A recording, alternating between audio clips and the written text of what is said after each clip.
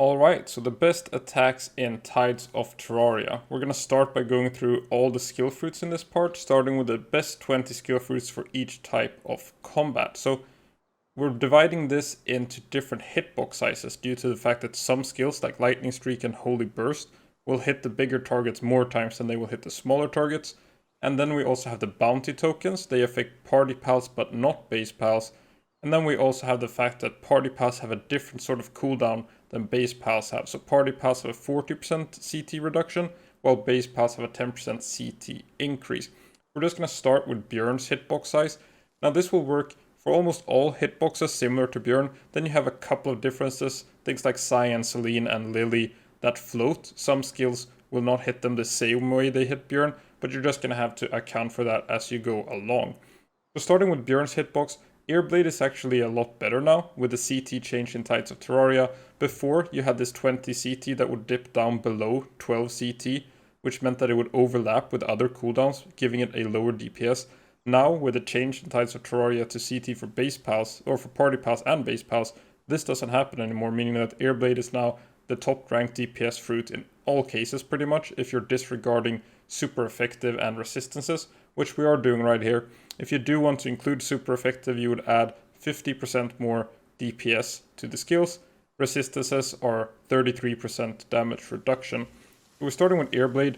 All the blades that hit with full power, no damage reduction. So it's just a very strong skill overall. Like you could compare it to one of these like 100 power skills that only hit once. It will hit for almost 4 to 5 times that damage.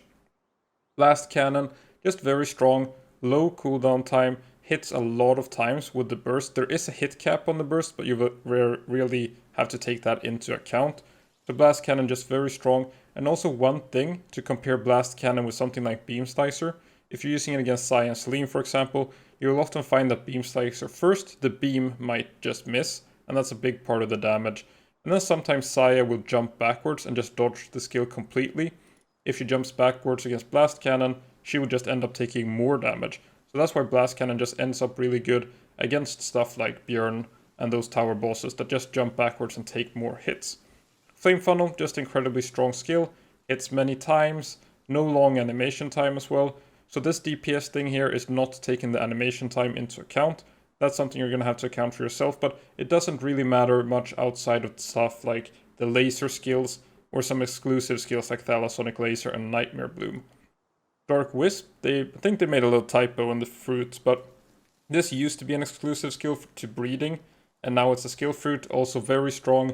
Might have some issues hitting pals that are moving a ton. Like right now we had this little bug with bosses moving around. I'll be showing that a little bit later in the video. Anyway, Beam Slicer already covered. One thing to mention with both Beam Slicer and the copy it got, Hydra Slicer, is that they will deal triple damage when the beam is aiming upwards. So when it's not causing the explosions, it does triple damage with the beam. So it does really good damage against stuff like Marcus and Phalaris or Moonlord. So just incredible DPS there. This DPS right here is for when it hits the ground and it hits the beam most of the time. But these are all averaged out over the course of pretty long fights. So sometimes the beam will miss, sometimes it won't. Then we have Wall Splash, very rarely misses. All 3 times it splashes it will hit. So just very strong skill as well. Grass Tornado, so the difference between all these tornado skills, I'll bring them all up at once with Grass Tornado, Flare Storm and Sand Tornado. They're all the exact same skill, but the difference between them are these bounty tokens, so they're not completely even between the elements. Some elements get a bigger bonus than others. Lightning Streak, so you will see it's a 75 power, very low cooldown, and that's 75, there's no damage reduction when it multi-hits, so it will hit stuff like Marcus and Victor like 4 times. Björn it will hit twice, and then you got the bounty token factor on top of that. That's why it's not a flat like 150. Sand Tornado, covered that. The Dark Laser, we got Dark Laser, Solar Blast, we got Hydro Laser and Pal Blast and Lightning Bolt. All the same skill, just the bounty tokens making a difference really. So they were all buffed by around 2.5 times more damage in Tides of Terraria. So very good now against single target. Still not great against bigger targets because they don't multi-hit at all. Stone Beat used to be an exclusive skill to breeding, now it's also a fruit. But you will notice that right now with this movement bug, I'm gonna call it, that bosses do, you will notice that it actually tends to miss raid bosses and stuff like that. So these DPS tests are, I'm assuming that they're gonna fix this weird pathing that bosses are doing right now, which I will be showing pretty soon. Lightning bolt we covered. Holy burst, still very good against single target. You can aim it a little bit off center if you're mounted up to multi-hit, but otherwise it will just get that one single hit, but that's still 120 power with a 30-second cooldown. Blizzard spike as well, just overall good skill, will hit twice. First the strike and then the little cloud that spreads out. Not like a minute CT or 55 CT, just 45, so overall also just a very strong skill. And then Icicle Line, pretty similar to Blast Cannon, just like fans out, hits quite a bit, doesn't miss when pals jump backwards, so just overall a decent skill to round it out, but still just somewhere near like 50% compared to Earblade, so even when it's super effective, it will only be doing like 75% of Earblade's damage, which is what this ratio table is all about. Just showing like the percentage of damage compared to the top skill. Then we're moving on to big hitboxes. So here is where Holy Burst really shines. Every single strike it does will hit for full power, absolutely shreds Marcus and Phalaris, Victor, Jet Dragon, like these alpha bosses out in the world, as well as the raid bosses. Maybe not Libero when she's up, hits harder when she's down stunned, and when she's up it will just hit that single time unless she's moving around a lot. Seed Mine, very interesting skill. All the mines will hit very many times. The downside for party pals is that the CT is that low, so it will overlap with other skills cooldown times when they are online. So just very good for raid pals. Circle Vine, a bit special here. Like it does hit big targets a lot, but the big targets aren't really weak to grass. Nothing really that is super effective against, so you're probably not going to end up using it anyway. Same thing with Ignis Rage, really. Like on paper, very good, but a little bit outscaled by super effective attacks because they're just not super good. So Rock Burst, this is where you're going to bring up this AI pathing just to show here. Right now, bosses are doing this weird thing. They're kind of just circling around your pals. You'll notice it with your raid army. It will pick one pal, just rush over there. If you're trying to solo bosses, they will tackle you. Just this very annoying bug right now. So hopefully not permanent. But right now, Rock Burst hits extremely hard. When all the rocks hit, it deals 32 like different rock explosions. Instead of those normally you'll hit like 4 or 5. Is the DPS table here, hitting like 2 to 5 times depending on the size of the target. Then you also have this melee rock burst, which you can plan around with stuff like Twin Spears, Iaigiri, these teleporting dashing skills. This is a skill that you really can plan around, just doing huge amounts of damage. And then Splash, just a weaker lightning streak. It does have damage reduction, so it's not hitting with 90 power for each one. It's being reduced every time it hits. So it's just an overall little bit weaker lightning streak. But now we're going to bring up the complete DPS tables with all the skills that I've been adding to the website. Okay, so this is the page for the best active skills, which is what the attacks are called in Palworld. We got the top 20 skill fruits, which is what we've been going through in this video so far for the Björn type of hitbox, for the Victor type of hitbox, for party pals, and then raid bosses, which use a different type of cooldown. And then we're going to scroll down a little bit because I've actually put everything now. We also have the basic CT skills here, the filler skills that you get used when everything is on cooldown, but they're not very interesting. We're going to look at the all skills table. So before I had divided this up into a lot of different tables, but I feel like it's more nice to get an overview here, even if it's a lot of stuff going on. So we're just going to go through it real quick. You can sort by the DPS for different targets. So we have DPS Björn, and then we also have these exclusive skills like Trigger Happy, Twin Spears. A lot of the exclusive skills are going to outshine the fruits.